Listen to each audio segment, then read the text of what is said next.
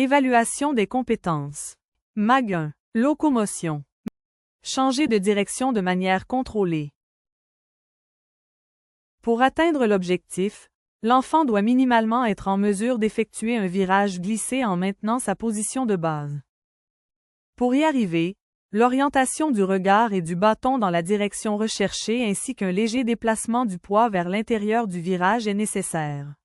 Si l'objectif est atteint, on peut conclure que ces points sont minimalement maîtrisés.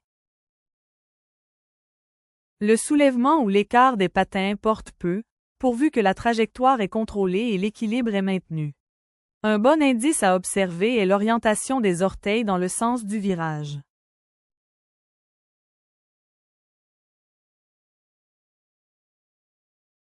L'objectif ne sera pas atteint si l'enfant doit freiner pour changer de direction. Au besoin, proposez d'aller moins rapidement pour évaluer la capacité à faire un virage glissé. Si un freinage est encore nécessaire, c'est possiblement parce que le contrôle d'écart n'est pas assez développé pour être en mesure de changer de direction. On considère qu'il y a perte de contrôle si l'arc de cercle est irrégulier, le haut du corps n'est pas orienté vers la direction recherchée, que le tronc se redresse ou s'abaisse et que la prise du bâton à 2 mains est perdue.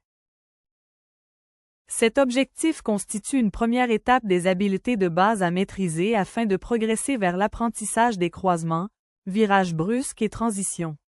C'est pourquoi sa maîtrise est importante.